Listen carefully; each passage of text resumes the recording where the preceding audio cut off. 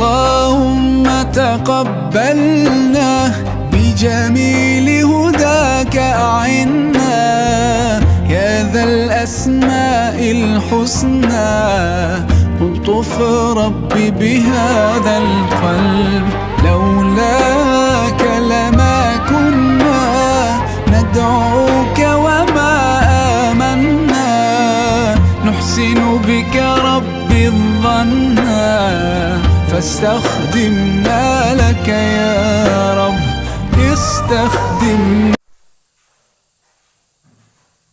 Assalamualaikum warahmatullahi wabarakatuh. Waalaikumsalam warahmatullahi wabarakatuh. Selamat pagi anak-anak. Selamat pagi. Bagaimana kabarnya hari ini? Alhamdulillah. Allahu Akbar. Bersemangat. Yes. Ayo pimpin doa terlebih dahulu. Persiapan berdoa. Berdoa mulai. Bismillahirrahmanirrahim. Alhamdulillahirabbil alamin. Arrahmanirrahim. Maliki yaumiddin. Iyyaka na'budu wa iyyaka nasta'in. Ihdinas siratal mustaqim. Siratal ladzina an'amta 'alaihim ghairil maghdubi 'alaihim waladdallin. Amin. Jadi di sini Pak Guru akan menerangkan tentang penyembelihan hewan kurban. Di sini guys. Penyembelihan hewan kurban. Nah itu pengertiannya ya. Penyembelihan hewan kurban itu menyembelih binatang ternak di hari Idul Adha dengan niat takarub. Apa takarub itu Mila? Tuh, jadi takarruban itu mendekatkan diri kepada Allah. Jadi pengertiannya itu penyembelihan hewan kurban. Yang nomor 2, binatang yang boleh dikurbankan. Yang pertama, unta. 2, sapi atau kerbau. 3, kambing. Jadi unta ini mayoritas adanya ada di negara Saudi Arabia. Itu ada di daerah sana, Timur Tengah. Itu pun ada Saudi Arabia, Mesir, dan lain sebagainya. Kalau di Indonesia itu minoritas. Yang nomor 2, sapi atau kerbau. Sapi atau kerbau di sini. Kalau di Indonesia ini banyak ya. Banyak sapi atau kerbau ini banyak. Adanya di Indonesia. Nomor 3, kambing domba. Tuh.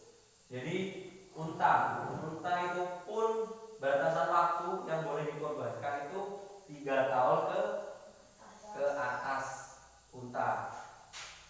Dan sapi atau kerbau ini 2 tahun ke atas. Jadi 2 tahun ke atas sapi itu boleh dikorbankan. Kalau istilah di Indonesia itu, kalau di daerah di suku Jawa itu powel. Powel itu apa? Giginya hewan ternak yang boleh dikurbankan itu udah copot 1, biasanya gitu ya. Itu powel. Tuh. Unta pun juga sebaliknya seperti itu.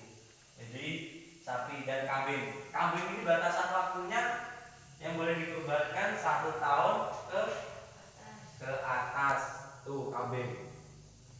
Jadi unta ini 3 tahun ke atas, sapi 2 tahun ke atas, dan kambing 1 tahun ke atas. Tuh baru boleh dikurbankan. Dan pastinya hewan tersebut itu sehat, tidak boleh cacat. Kalau cacat hewan tersebut pasti tidak boleh untuk dikorbankan. Tuh, jadi sehat. Tuh intinya nih, tidak boleh cacat.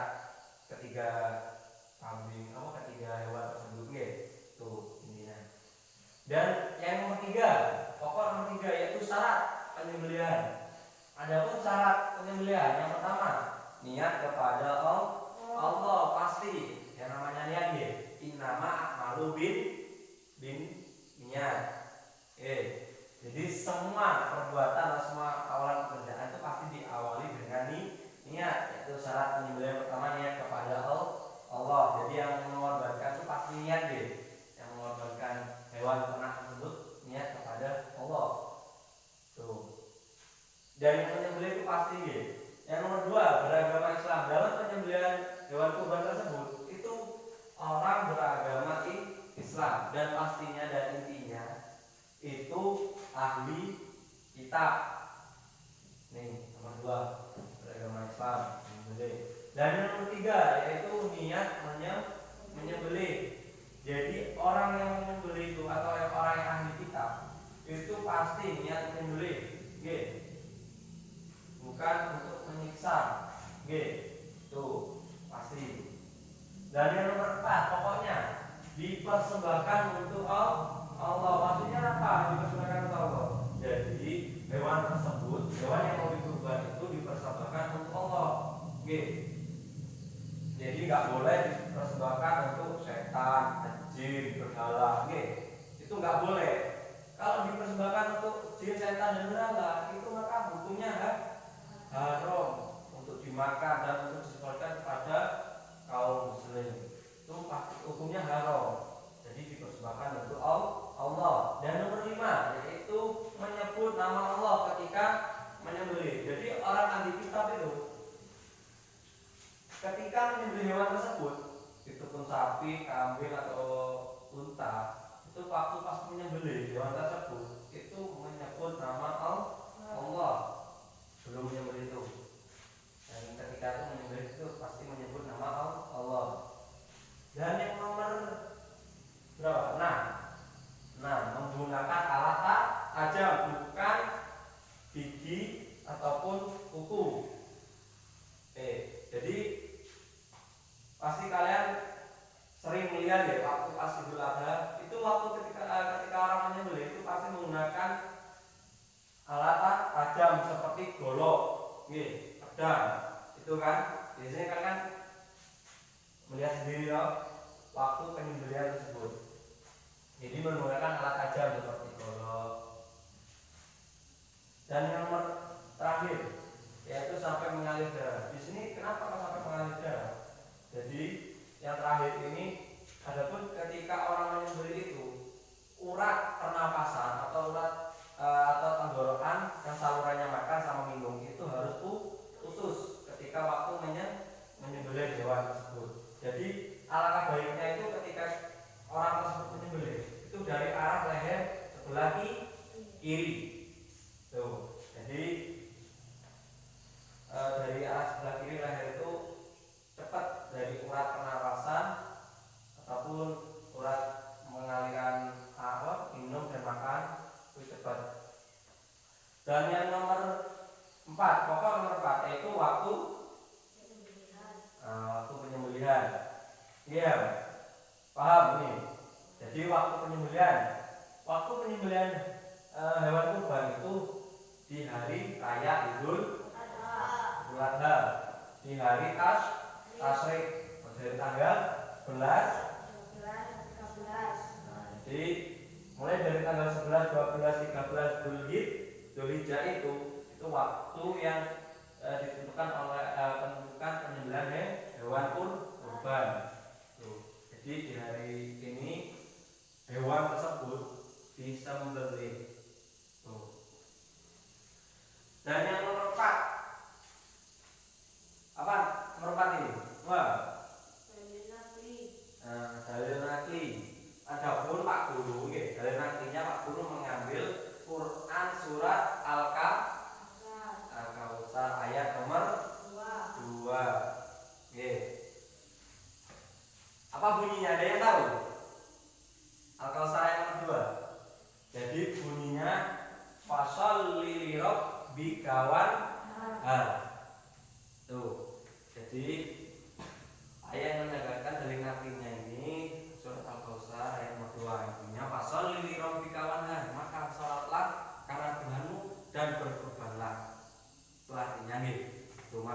dianjurkan bagi orang yang mampu harus berkurban. Adapun hadis juga yang menguatkan tentang kurban tersebut, yaitu an Abi Hurairah radhiyallahu anna Rasulullah sallallahu alaihi wasallam man wajada falam yudhi fala yaqrabanna musallina. Jadi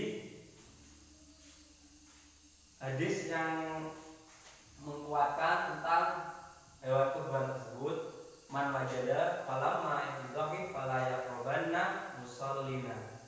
Tuh. Artinya, jadi arti dari hadis tersebut, barang siapa mendapatkan kelaparan tetapi tidak berkurban, maka janganlah dia mendekati tempat sholat kami. Itu artinya. Jadi barang siapa yang mampu, maksudnya gitu intinya ya, yang mampu untuk berkurban tapi tidak berkurban, maka dia tidak boleh untuk sholat di waktu Idul Adha. Makanya bagi semua orang yang mampu untuk berkurban itu maka wajib berkurban. Dan berkurban itu cuma hukumnya sunnah muakkad. Cuma bagi orang yang mampu itu wajib itu berkurban. Paham dari sini? Paham? Ya. Mungkin itu saja. Nah, Pak Guru di sini punya video penyembelihan hewan kurban. Jadi Pak Guru punya video samping gitu. Jadi kita bisa mengambil kesimpulan dari video tersebut ya. Itu video orang menyembelih hewan kurban. Jadi kita bisa mengambil ya. Tuh. Jadi mulai dari leher kiri dan posisi hadap hewan kurbannya yang mau disembelih hewannya itu hadap kiblat. Tuh. Jadi kita waktu pemotongan itu biasanya orang yang mau menyembelih atau orang yang ahli kitab itu pakai daun pisang. Nggih. Biar kenapa alasannya? Itu nanti kan kalau disembelih sapi atau kambing itu darahnya berkececeran gitu ya. Jadi biasanya pakai daun pisang untuk menutupi darah-darah tersebut. Nah, mungkin itu sekilas dari video tersebut, dan Pak Guru akan mengakhiri